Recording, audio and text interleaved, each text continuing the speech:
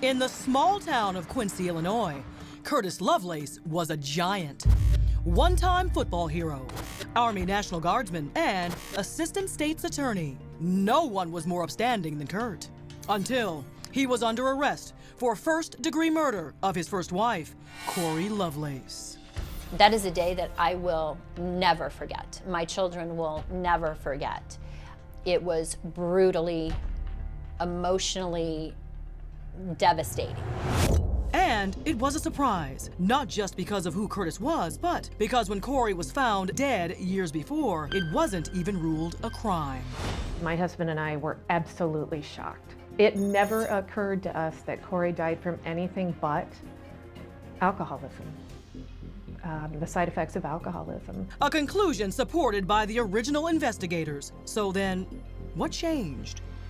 This has been 8 years and he's got charged with murder. He's on a $5 million bond. I was like, my God, what? I mean, this would have to be, ironclad, something solid, What did they have? Enter Detective Adam Gibson. So now we fast forward 8 years later. There's a new detective who's promoted in December. In January, he opens a homicide investigation with Curtis Lovelace in his sights as a target. Adam Gibson reopened the case from the fact that as a new lead detective, they looked through old case files, saw this, thought there were some weird things or inconsistencies, so things didn't seem right to him. In particular, Detective Gibson thought the position of Corey's arms seemed suspicious, like they'd been holding something, like a pillow. And then there was that mark on Corey's lip, the kind sometimes seen in suffocation cases.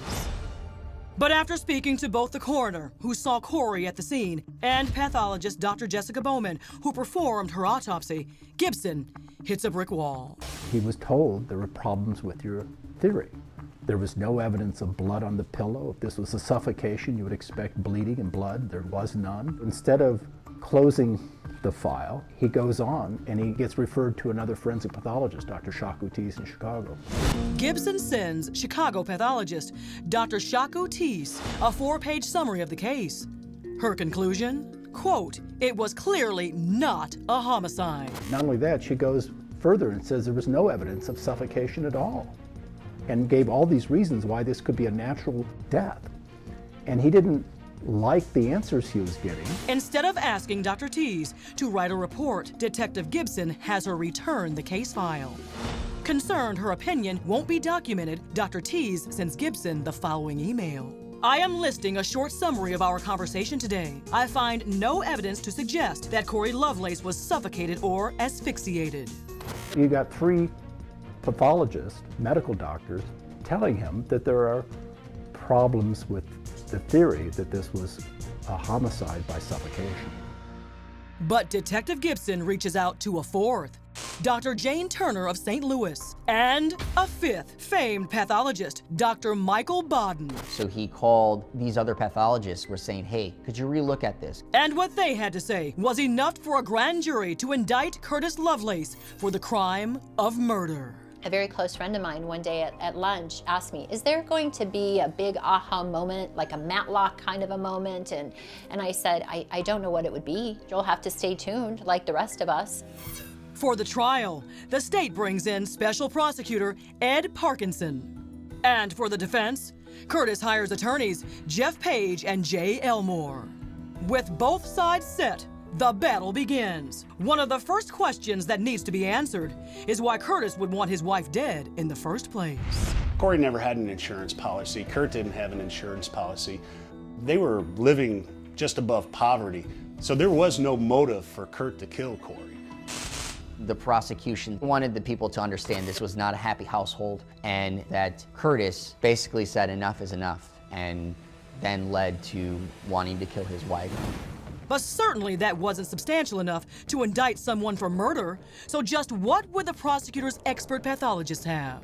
The photos in the prosecution's case showed signs that she could not have died that morning. Her arms were in rigor mortis, hovering over her body in unnatural positions. And based on her positioning, both Doctors Turner and Bodden concluded that not only had Corey been suffocated with something like a pillow, but her body had been in rigor mortis for at least 10 hours. Of course, there was one big hole in that theory. Make that 4 big holes. All 4 kids reported that their mom was alive that morning, on Valentine's morning. That mom came downstairs, got a pair of jeans out of the laundry, that she made sure that they took their Valentine cards to school. Their memories were very clear that their mother was alive that morning.